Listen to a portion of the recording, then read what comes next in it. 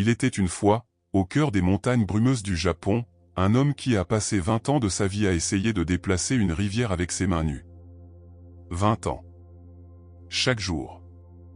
Jusqu'à ce qu'un enfant de 7 ans lui montre ce que tous les maîtres zen n'avaient pas réussi à lui enseigner. Bonjour à tous. Aujourd'hui, je vais vous raconter une histoire qui va changer votre façon de voir les défis de votre vie. Une histoire sur l'art de ne pas forcer, sur la sagesse de lâcher prise, et sur la puissance cachée dans la douceur. Cette histoire s'appelle Le vieil homme et la rivière, et croyez-moi, à la fin de ce conte, vous ne verrez plus jamais vos problèmes de la même manière. Introduction, 1h30. Dans un petit village niché entre les montagnes, vivait un homme nommé Takeshi. C'était un homme têtu, travailleur, respecté par tous pour sa détermination sans faille. Takeshi avait construit sa maison près d'une rivière, une belle maison en bois qu'il avait construite de ses propres mains, pierre par pierre, planche par planche. Mais il y avait un problème. Chaque printemps, lorsque la neige fondait dans les montagnes, la rivière gonflait et menaçait d'inonder sa maison. Pas beaucoup, juste assez pour que l'eau entre dans son jardin et abîme ses cultures. Assez pour lui rappeler, année après année, que la nature ne se pliait pas à sa volonté. Les autres villageois avaient appris à vivre avec la rivière. Ils construisaient leurs maisons plus loin, sur les collines. Ils plantaient leurs jardins après la saison des crues. Ils suivaient le rythme de l'eau, comme leurs ancêtres l'avaient fait pendant des siècles. Mais pas Takeshi. Je ne vais pas abandonner ma maison, disait-il à quiconque voulait l'écouter. J'ai travaillé trop dur pour la construire. Je vais changer le cours de cette rivière. Je vais la forcer à aller ailleurs. Et c'est exactement ce qu'il a essayé de faire. Chaque matin, avant le lever du soleil, Takeshi descendait à la rivière avec sa pelle. Il creusait, déplaçait des pierres, construisait des barrages de boue et de branches. Il travaillait jusqu'à ce que ses mains saignent, jusqu'à ce que son dos refuse de se redresser. Les villageois le regardaient avec pitié. Certains essayaient de le raisonner. Takeshi, lui disait le vieux forgeron, tu ne peux pas combattre la rivière. C'est comme essayer de retenir le vent avec tes mains. Je peux et je vais le faire, répondait Takeshi, ses yeux brillants de détermination féroce. La persévérance triomphe de tout. Mon père me l'a toujours dit. 1 an passa. Puis 2. Puis 5. Et puis, un jour, quelque chose d'extraordinaire s'est produit. Quelque chose de si simple, si évident, que Takeshi allait se demander pendant le reste de sa vie comment il avait pu être si aveugle pendant si longtemps. Mais nous n'en sommes pas encore là. 10 ans passèrent. Takeshi était maintenant un homme d'âge mûr, mais il paraissait vieux. Très vieux. Ses cheveux avaient blanchi prématurément. Ses épaules étaient voûtées. Ses mains étaient déformées par des décennies de travail acharné. Et la rivière ? La rivière coulait exactement comme elle l'avait toujours fait. Chaque printemps, l'eau montait. Chaque printemps, elle inondait le jardin de Takeshi. Et chaque année, Takeshi recommençait son combat solitaire contre la nature. « Pourquoi continues-tu » lui demandait sa femme, les larmes aux yeux. « Tu te tues à la tâche pour rien. Déménageons. Construisons ailleurs. » Non, répondait Takeshi, sa mâchoire serrée. Abandonner, c'est échouer. Je n'abandonne jamais. Takeshi, alors restez avec moi jusqu'à la fin. Et si vous aimez ces contes de sagesse zen qui nous aident à mieux vivre, n'oubliez pas de vous abonner à la chaîne et d'activer la cloche de notification. Chaque semaine, je partage des histoires comme celle-ci, des histoires qui peuvent transformer votre perspective sur la vie. Maintenant, continuons. 20 ans après avoir commencé son combat contre la rivière, Takeshi était devenu une sorte de légende locale. Les gens venaient de villages voisins juste pour le voir, cet homme obstiné qui refusait de se plier devant la nature. Certains l'admiraient. D'autres le considéraient comme fou. Un jour de printemps, alors que Takeshi travaillait comme d'habitude au bord de la rivière, un jeune garçon s'approcha de lui. C'était Kenji, le petit-fils du forgeron, un enfant de 7 ans aux yeux curieux et au sourire facile.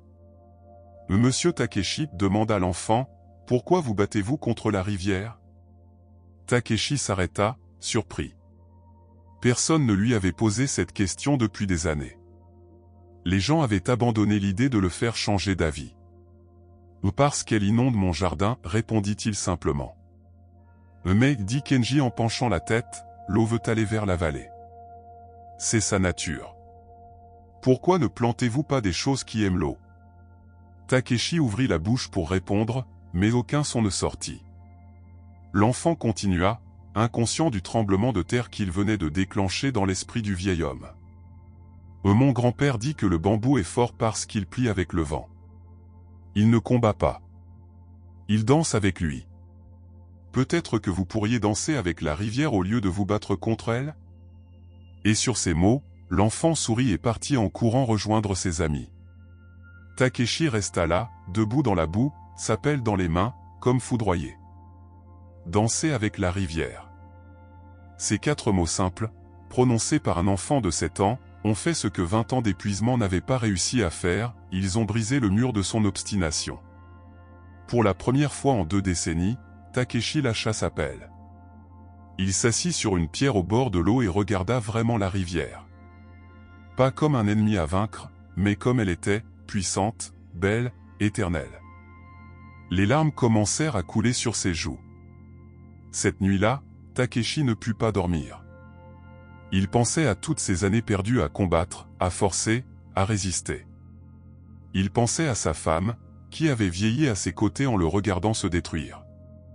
Il pensait au sourire qu'il n'avait pas partagé, au coucher de soleil qu'il n'avait pas admiré, au moment de paix qu'il avait sacrifié sur l'autel de son orgueil. Au matin, il prit une décision. Au lieu de combattre la rivière, il allait travailler avec elle. Il planta des saules qui aimaient l'eau. Il créa un petit étang qui recueillait l'excès d'eau lors des crues et servait de réservoir pendant les mois secs. Il transforma la partie basse de son jardin en rizière.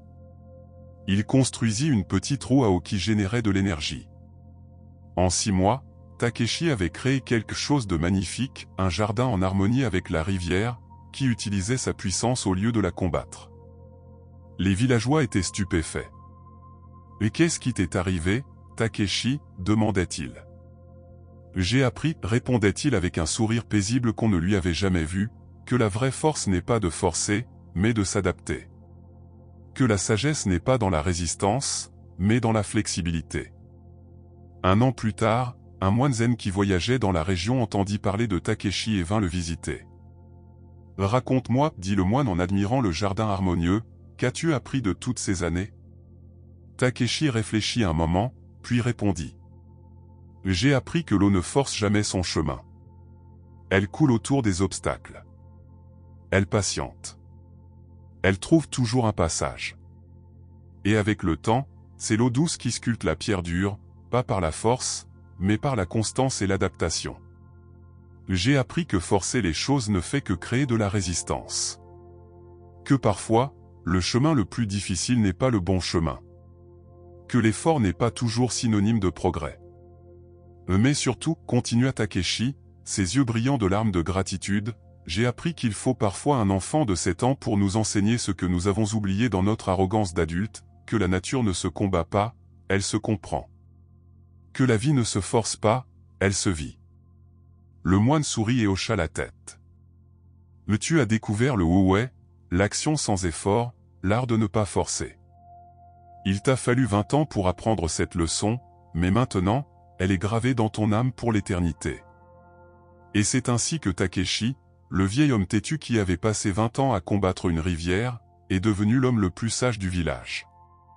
Les gens venaient de loin pour voir son jardin magique et entendre son histoire. Et à chaque visiteur, il racontait la même chose, ne forcez pas la vie. Dansez avec elle. Mes amis, l'histoire de Takeshi est notre histoire à tous. Combien d'entre nous passons des années, parfois toute une vie, à combattre des rivières?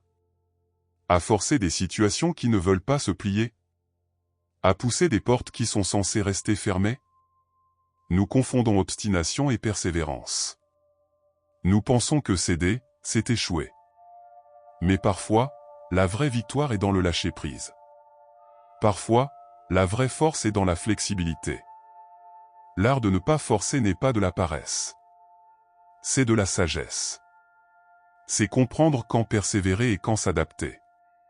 C'est reconnaître que, comme l'eau, nous sommes plus puissants quand nous coulons que quand nous frappons.